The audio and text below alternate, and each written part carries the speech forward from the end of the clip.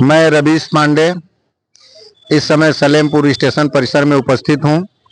राजेश की बात चैनल से और रवीश के बोल चैनल से हमारे साथ जुड़े हैं भारतीय जनता पार्टी के नेता विनय पांडे और मिंटू बाबा, जो वन नेशन वन इलेक्शन पर अपने विचार रखेंगे।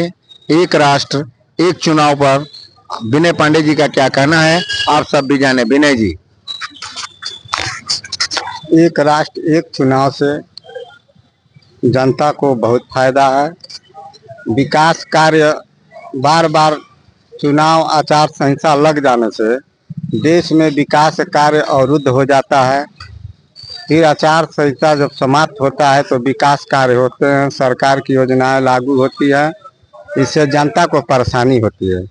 एक राष्ट्र एक चुनाव से सरकार को हजारों करोड़ रुपए की अर्थव्यवस्था की बचत होती है।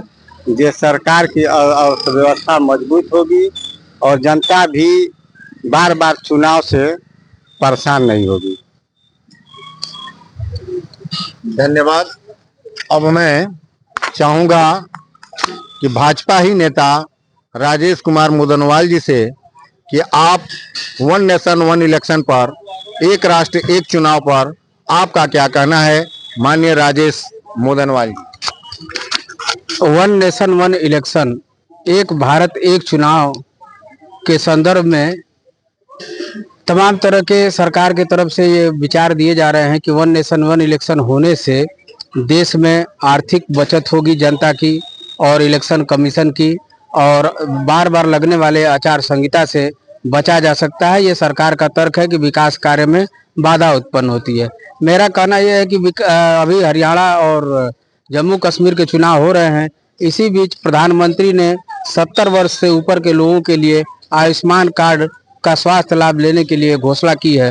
तो मेरे समझ में नहीं आ रहा है कि वन नेशन वन इलेक्शन के लागू होने पर कहां पर विकास कार्य अवरुद्ध हो रहा है, और वन नेशन वन इलेक्शन से जो विकास की बात कही जा रही है कि विकास को गति मिलेगी। विकास की गति तो तब मिलती है जब व्यवसाय अपने चरम पे होता है या लोगों का व्यवसाय चलता है। वन नेशन वन इलेक्शन होने से प्रिंट मीडिया और इलेक्ट्रॉनिक मीडिया और विज्ञापन से संबंधित प्रेस वाले लोग जो है हमेशा के लिए 5 साल चुपचाप बैठेंगे, और जब वन नेशन वन इलेक्शन आएगा तो 1 महीने और 2 महीने का काम उनका सिर्फ चलेगा। उसके बाद से वो इतनी लंबी करोड़ों रुपए की पूंजी लगा करके और चुपचाप बैठेंगे। तो ये अर्थव्यवस्था में कैसे बूम होगा, ये तो मेरे समझ के परे है। और सरकार को चाहिए कि जैसे चल रहा है वैसे अगर चलता तो जो जनता और बाजार में रौनक रहेगा तभी देश आगे बढ़ेगा। और जहां तक सरकारी खर्च को बचाने का सवाल है तो भारत के जीडीपी के 0.1 या 2% भी नहीं खर्च होता है चुनाव में इलेक्शन कमीशन का।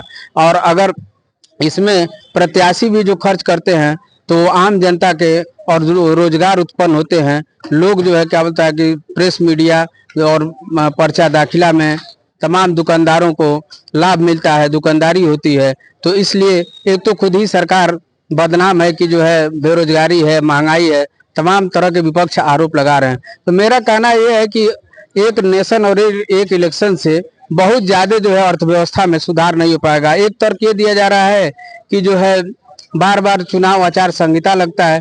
अरे बार बार चुनाव आचार संहिता की पूर्ति तो अधिकारी चाहें तो अपने स्तर से कर सकते हैं। अधिकारी तो खुद ही जो है कोई काम नहीं करना चाहते हैं।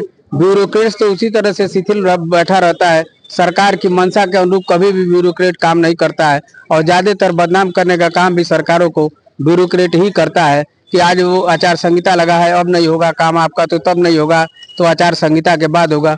तो मेरा मानना यह है कि बहुत ज्यादा इससे बूम अर्थव्यवस्था में नहीं आने वाला है।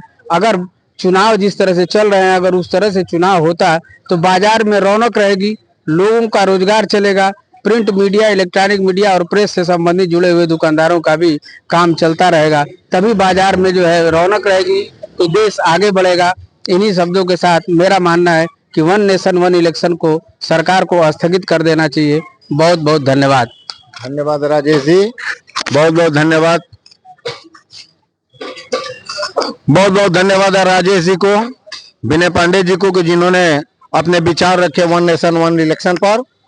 और मैं Ravish Pandey one nation one election पर मैं ये कहना चाहूंगा कि जहां देश की अर्थव्यवस्था पर सरकार का तर्क है कि देश की अर्थव्यवस्था पर अर्थव्यवस्था की गति मिलेगी, विकास को बढ़ावा मिलेगा, अनेक बार चुनाव आचार संहिता से जनता को निजात मिलेगी और विकास की रेल बड़ी तेजी से चलेगी, तो सही बात है कि विकास देश की अर्थव्यवस्था पर वन नेशन वन इलेक्शन से प्रभाव तो पड़ेगा ही। विकास देश की अर्थव्यवस्था मजबूत होगी और तमाम अतिरिक्त जो खर्चे आते हैं सरकार के ऊपर वह खर्चे कम होंगे, वह बोझ कम होगा।